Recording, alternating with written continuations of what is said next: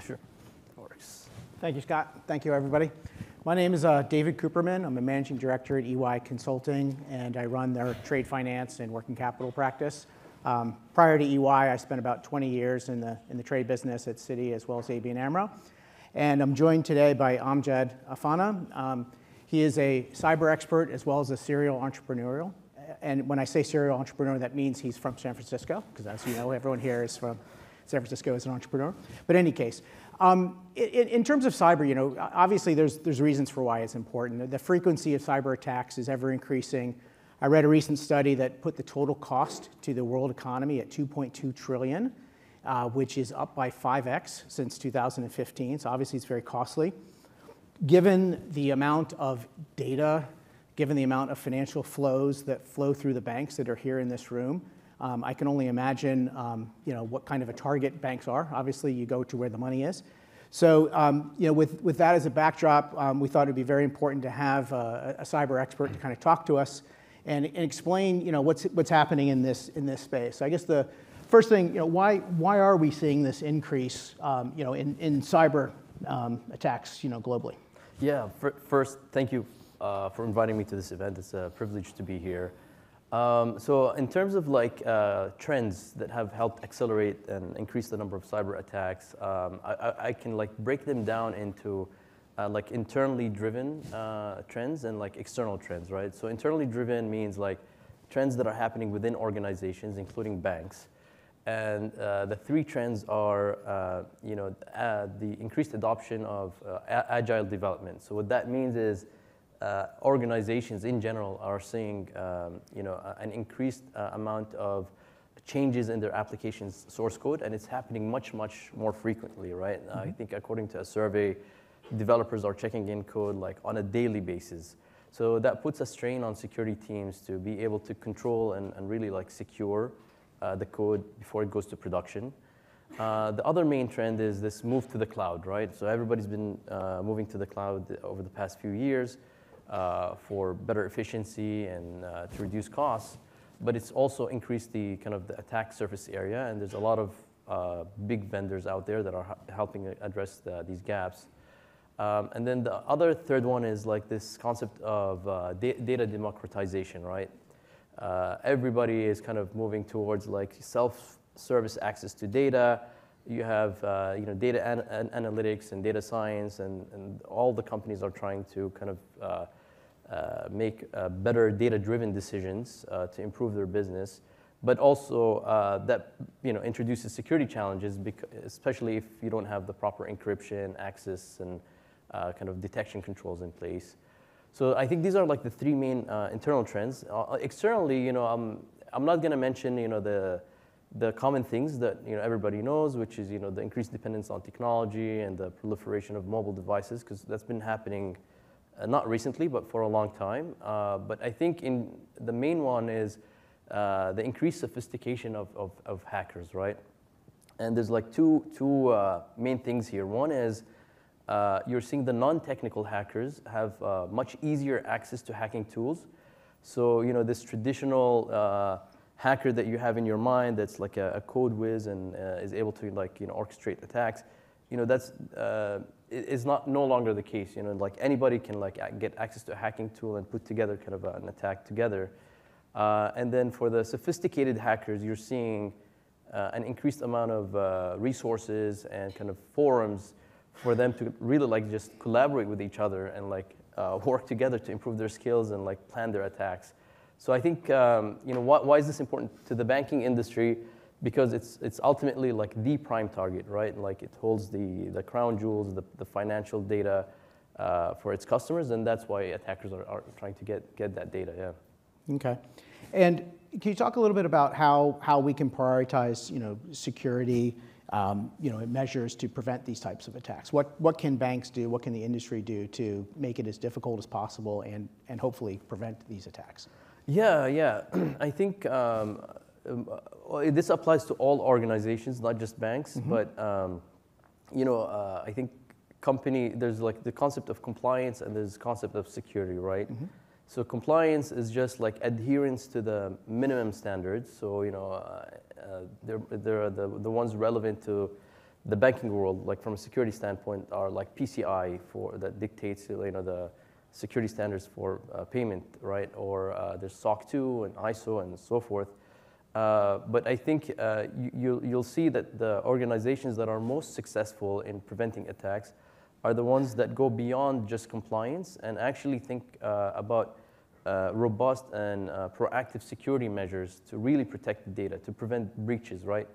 So you need like a security program that goes beyond just, hey, just a checklist, like we just comply with these standards, but is really like proactive about protecting their core assets.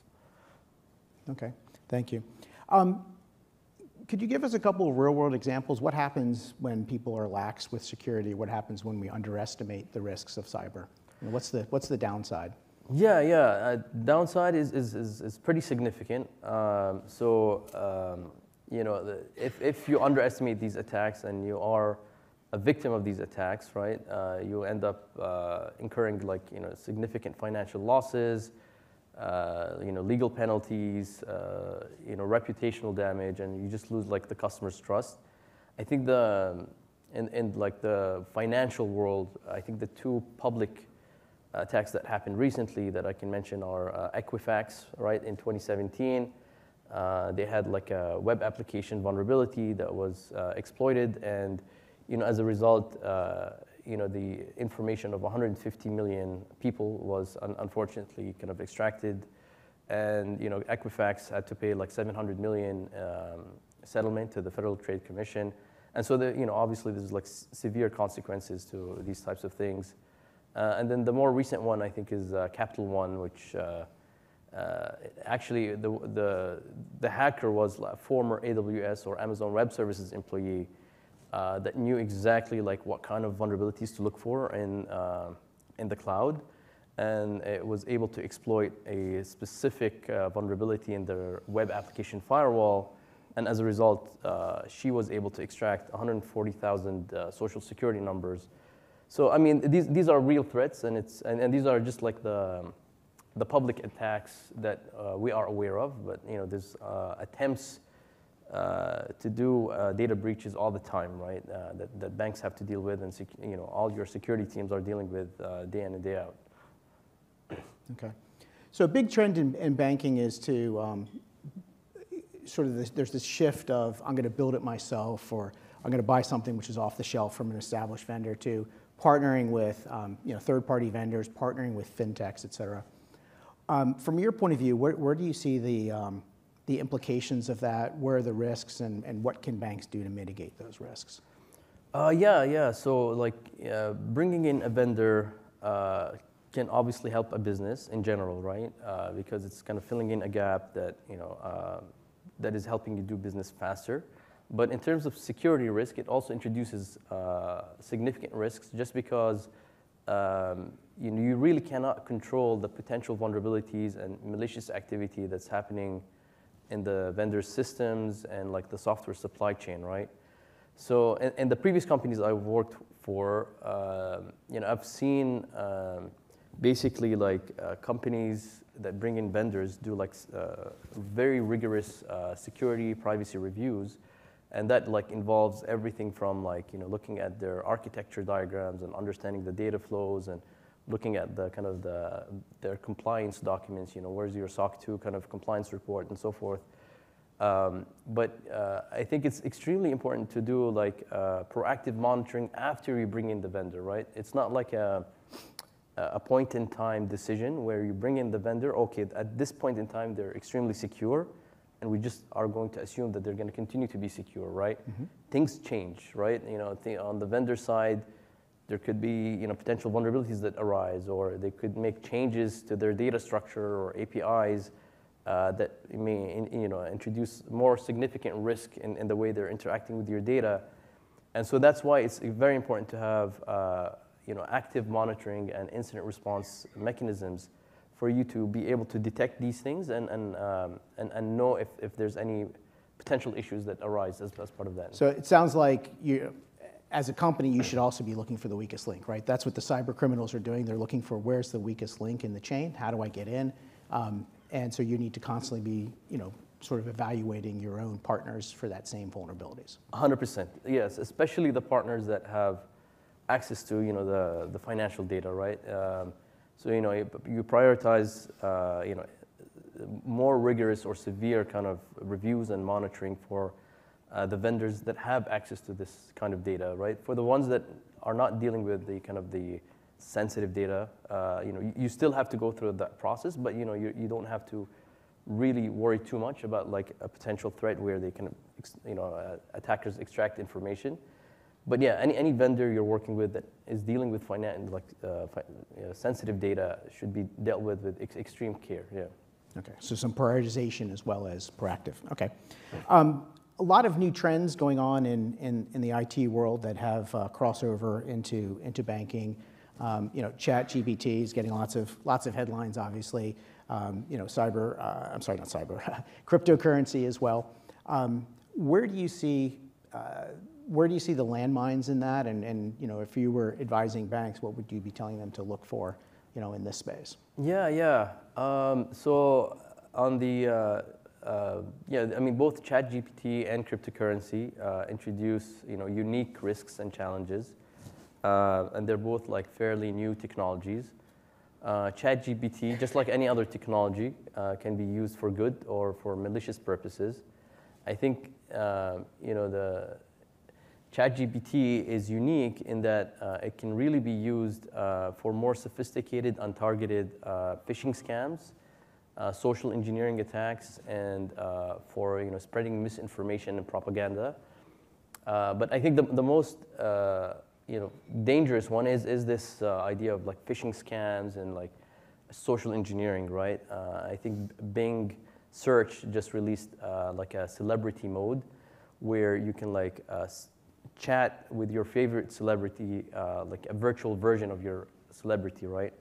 And so like these tools, like ChatGPT, they basically like have access to all data on the web, and they can do a perfect job of impersonating somebody, especially a high-profile person, because of the vast amount of data they can extract from like social media platforms and et cetera. Mm-hmm.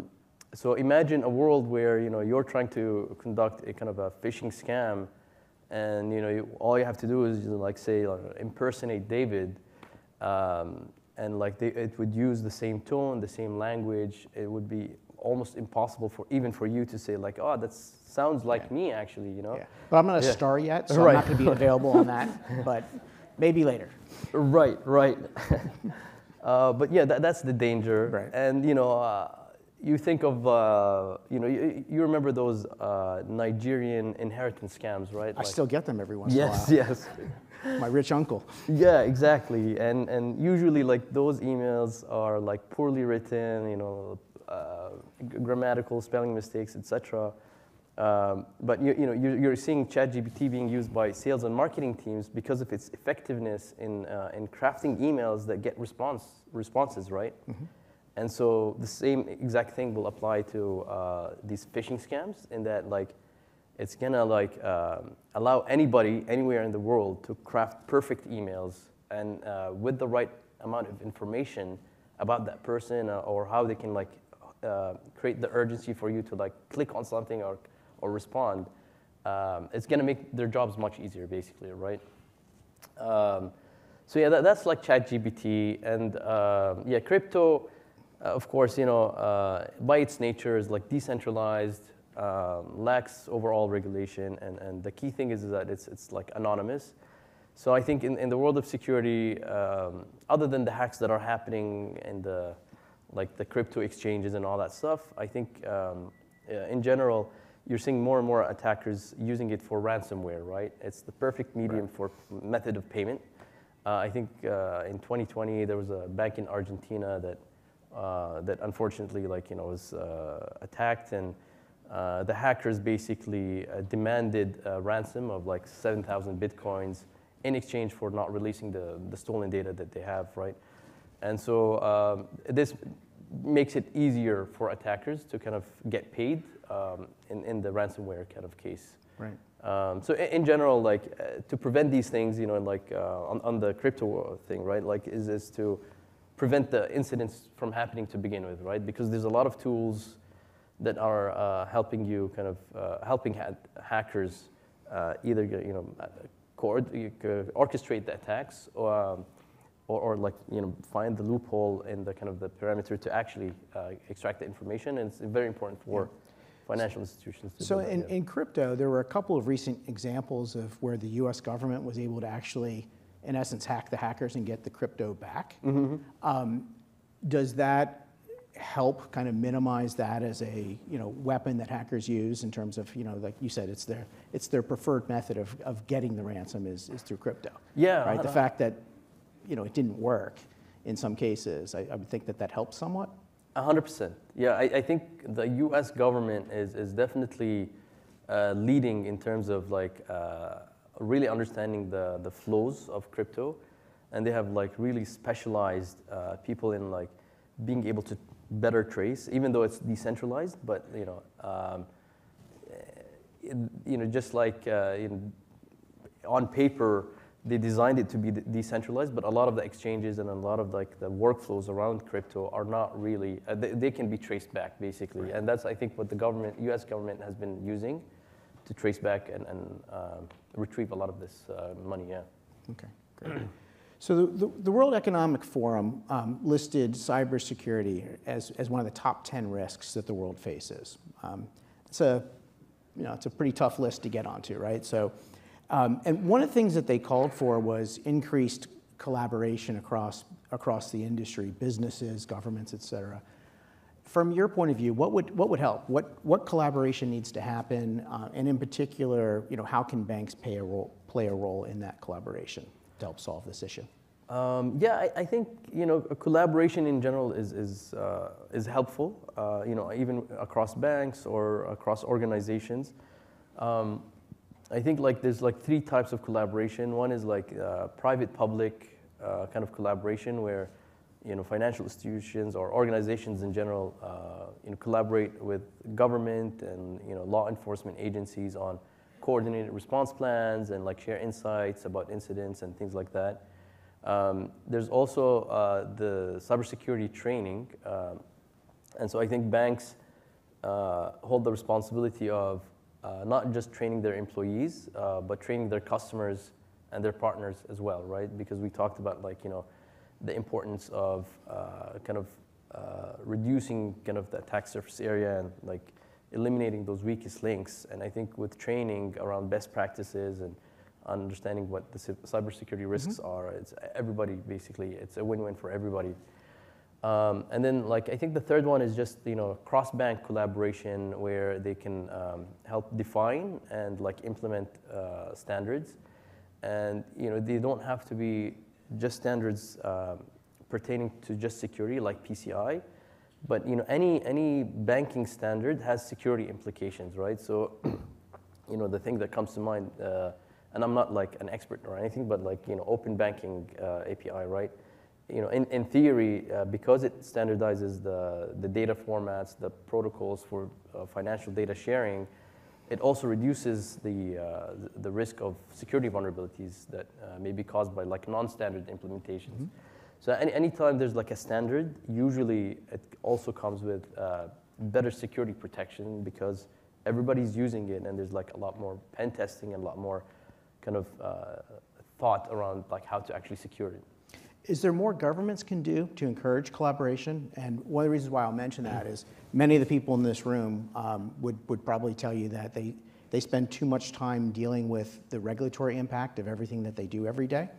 And there's sort of a sense of that the government's always looking to define the bank, to find a problem with the bank and how they deal with regulations around sanctions or compliance.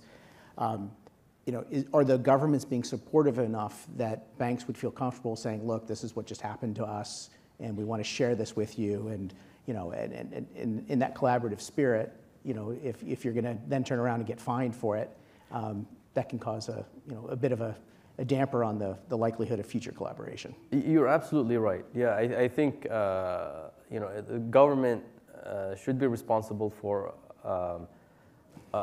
holding institutions accountable if they did not implement the proper controls as prescribed by certain regulations or certain like standards, but it should also be open to collaborating with banks in general, right? And really understanding the types of threats that are happening that really just go beyond the minimum standards that are defined by these standards, right? So I think you're absolutely right. Like I think a really good government would welcome these kinds of insights and really help banks to navigate the way. Okay, great. So if you mentioned you're not a banker, which is fine, but if you were a banker, right, what would your biggest concerns be around cyber? And then more importantly, is there a way of turning that into an opportunity? How could that be a competitive advantage for a particular bank or the industry? Yeah. If I were like a banking exec, I think the threat of cyber attacks is pretty high on my list, right?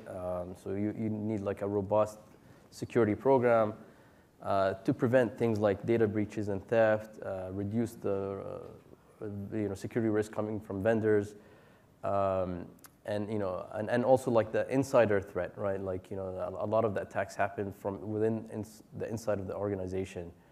But absolutely, like I think security can be used as a competitive advantage.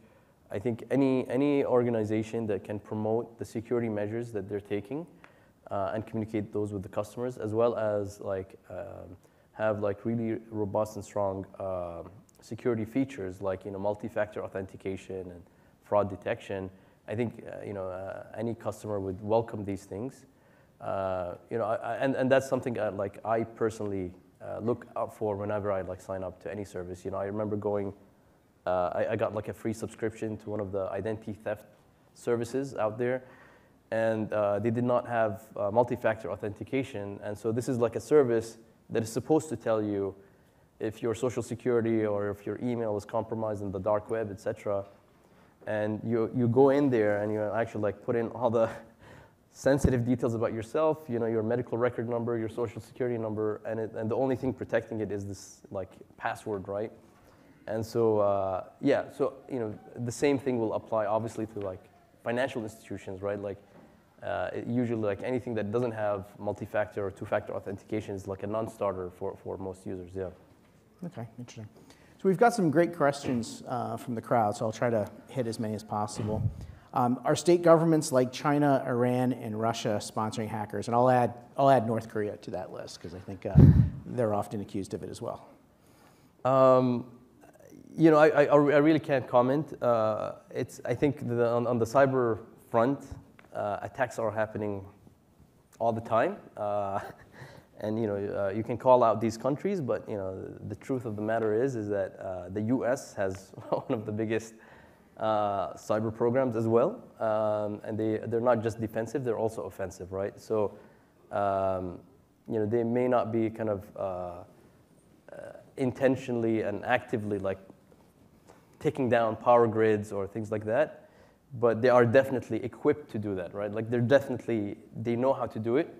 And they have like a group of people who are just trying it out every day to know what they're capable of, and of course the other countries are doing it as well. Yeah. Yeah. My personal concern is always that if somebody takes down the internet, my daughter won't know how to get home. Right. I'm sure that resonates with many of you in the room, right? Given the sophistication of tools and resources hackers now have available, how can smaller financial institutions with fewer resources protect themselves? So this is a mixture of the world's largest global banks as well as smaller regional banks and everything in between. So there obviously is going to be a difference in the amount of resources and teams that they have available. But how can the smaller end of the banks in the room get to the same level of protection as the larger? Yeah. Great question. To be honest, I think in this day and age, there's. Number one, I think the cloud vendors themselves have kind of really, upped their game in terms of providing like in-house built kind of security features and security tools that are basically free, right? So if you're on AWS or Google Cloud, they do have like data loss prevention kind of features, and they have kind of security monitoring and incident response kind of systems that you can leverage without paying extra, right? Just by virtue of you using their cloud services. And then the other awesome things that's happening in the security industry is there's a lot of like open source tools that are out there, right? So like if you're looking at like code scanners, for example, for your developers, there's like so many open source tools out there that you can just use for free. And so I think a lot of the kind of the common things, like the basic tools, let's say, like around like code scanning or cloud security, there's a lot of like free or open source versions that you can use, and they're really good enough. So you really don't need to have scale necessarily to get the same level of protection. Right. Yeah, I think obviously like having a bigger budget, you get to use like the most cutting edge, best in breed kind of tools, but like, you know, the tools that exist for free are actually good enough to get to like a certain level of security posture, yeah. One of the questions is somewhat connected because it's talking about moving to the public cloud, right? And you were just talking about some of the tools. Does a bank moving to the cloud give you more comfort, less comfort? How do you feel about that? I think it definitely gives, it makes more business sense, right? Like organizations have been going through this digital transformation, and moving to the cloud from a business standpoint makes just a lot more sense, not just from a cost, but most importantly from an efficiency standpoint, right? Like you're basically seeing cloud services that are, you know, that are unique to certain cloud providers around like machine learning and things like that that help the business kind of evolve and keep up with the pace, as opposed to just staying on premises and trying to build everything in-house, right? But it does increase the attack surface area because, you know, all of a sudden you have like services that can be, you know, with just a slight misconfiguration can be literally open to the public, you know, like if you provision an S3 bucket, which is like an object storage that helps you dump, you know, like a bunch of files and like unstructured data, you know, it's so easy to kind of like just adjust the security group and say, you know, this is open to like 0.0.0, which is like any IP. And you know, those mistakes can happen. But I think, you know, the cloud has reached a certain level of maturity where these things happen much less often, right? Like usually when you're going to the cloud, you know, you have a DevOps, you have a cloud kind of architect, and you are kind of aware of the things the things that you're actually putting in the cloud, so that you're kind of really reducing the risk there. So I think in the beginning, you know, the cloud was like a really major risk because like people didn't know what they were doing. But I think now it's like reached a really good level of maturity. Yeah. Okay, no, that's good. We talked about cryptocurrency, but there's a specific question around central bank digital currencies. I know you spoke briefly about it before. Do your comments on crypto vary depending on whether it's you know, a central bank sponsored digital currency or not? I really don't have any comment. Okay. Like yeah. Okay. Often early stage fintechs are at the cutting edge of innovation. Are banks open enough and willing enough to use startups for solutions? I think they should, right? Like. And by the way, he's available for consultation after this session. So I'm a security vendor. You know, I'm working on a stealth startup providing security solution, not fintech. But in general, like I'm all for banks using you know, the great technologies developed by startups to improve their business, regardless if it's like security or like the financial world, right? But you know, it's very important to like really work with that vendor, like, you know, we talked about, right? And just really understand their security processes and you know, the level of compliance that they've achieved in terms of security standards and all that stuff, so that you're kind of lowering, de-risking kind of that kind of investment. But okay. I think it makes sense. Like, you know, you mentioned build versus buy. If there's something that, you know, a great startup is offering that's like filling a critical gap, and, you know, building it in-house would cost like 10x more and it would like extend the timeline of the project by like a few years, then of course, you know, you should always seek out these kinds of partnerships. Yeah. Last question, it's an interesting one. It's kind of forward thinking as well as geopolitical. You know, what's your view 15 years out from now? Do we have a China-sponsored internet? Do we have a fragmentation because of the geopolitical environment? I don't think this like China-sponsored internet. It may happen, but like I personally don't think it's a kind of a real threat. But I think this like rise of AI is definitely kind of on the minds of everybody, and we're only like scratching the surface here, and I think that will definitely be a trend to watch out for, because really nobody knows what the implications are. Yesterday I was like listening to NPR, and like the godfather of AI, who just retired from Google, was talking about like the threat of AI taking over humans, and it's pretty scary to hear, because like he's the guy who actually like came up with a lot of the fundamentals. So I think that would be like the thing that to watch out for in general. Yeah. All right. Well, I think we're out of time. Thank you very much for your wisdom. Thank you very much for some great questions, and I guess pass it back off to Scott. Appreciate it. Thank you. Thanks, man. Thank you.